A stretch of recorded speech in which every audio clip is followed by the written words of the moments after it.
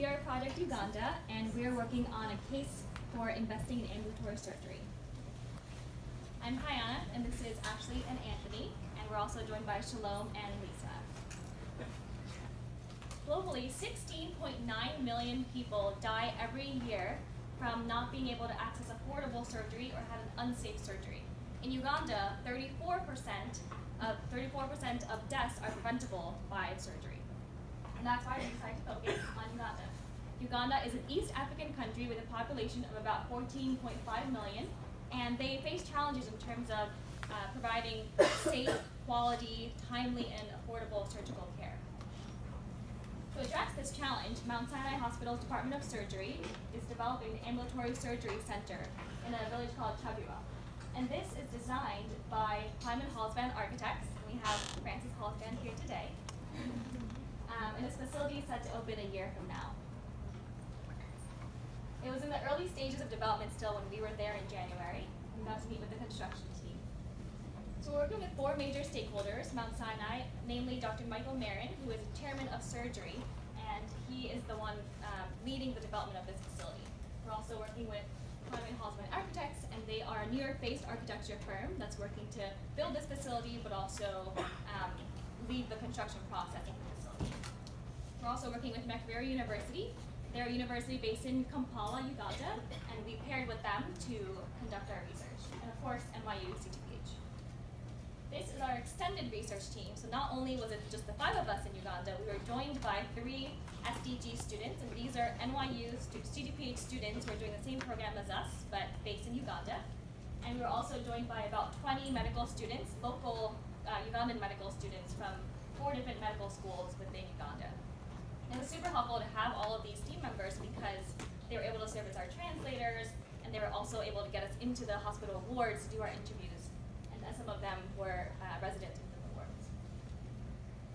So we started the project in August, all throughout the fall semester, doing quantitative analysis, and then traveled to Uganda in January and conducted qualitative analysis. And throughout the spring semester, we've been working on analyzing our results, and we hope that the project doesn't just end here, that we do plan to stay on this project as the facility is opening in the year.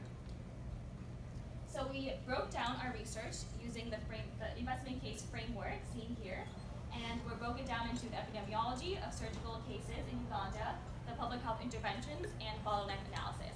Now I'll pass it over to Ashley to talk about the 7 essential questions. So there were 7 essential questions that helped to guide our research. We looked at what the epidemiology priorities were in Uganda, as well as compared it to the current status of the healthcare system of Uganda, and then looked at those bottlenecks, and then examined what strategies were to help reduce those bottlenecks. We also considered the impact of what happened to the health system if we worked to reduce those bottlenecks, and looked at the cost effectiveness. What is the dollar amount associated with increasing the impact? And then we looked at future implications. Is this something that is scalable for future countries and regions with similar issues?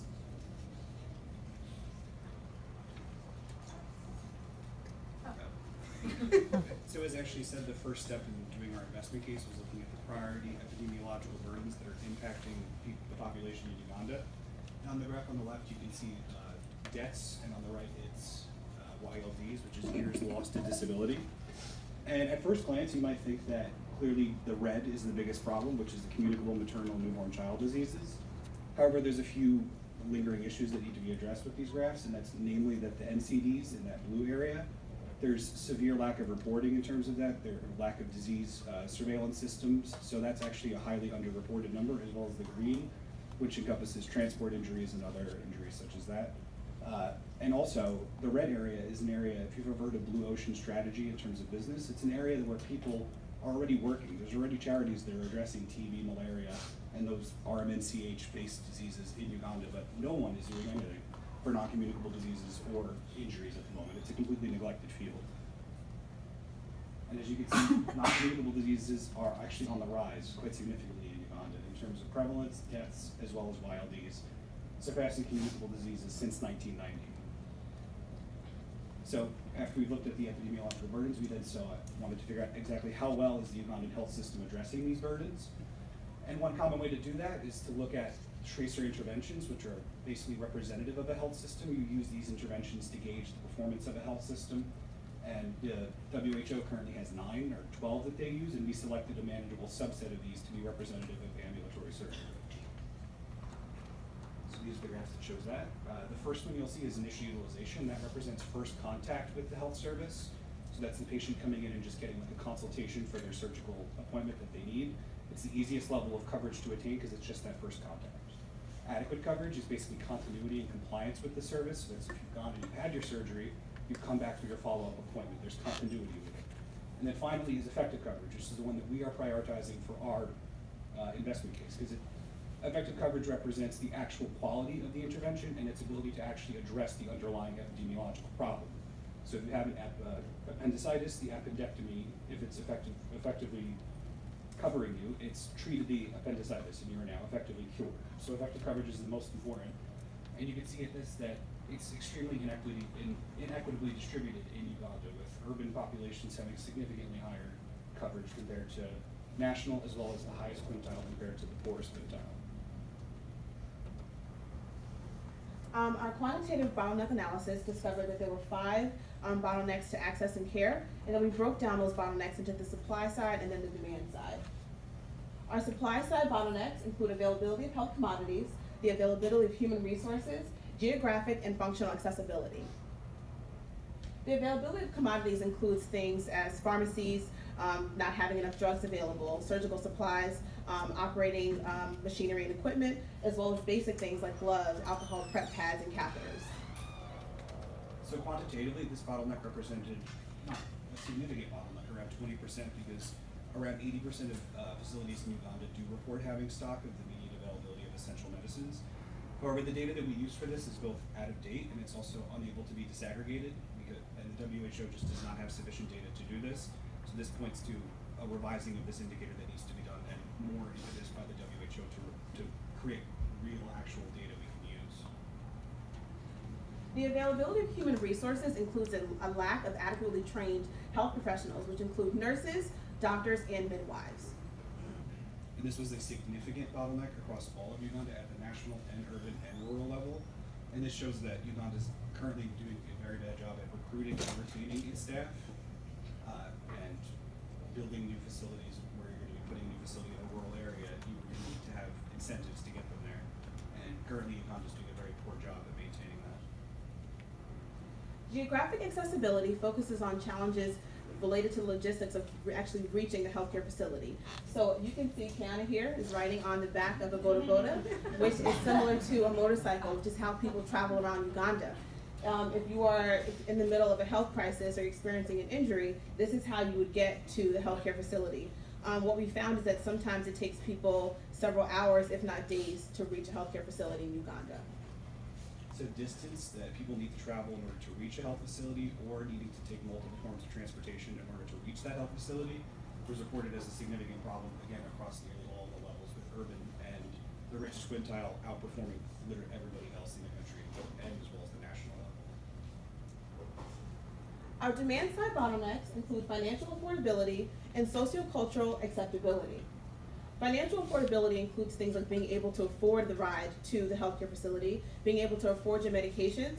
One of the additional challenges that we discovered in Uganda is that often, because of stockouts, hospitals and clinics are not adequately stocked with their supplies that they need to take care of a patient. So for example, if you need surgery, the doctor actually gives you a list of things that you need to go out and buy and bring back before your surgery can be completed.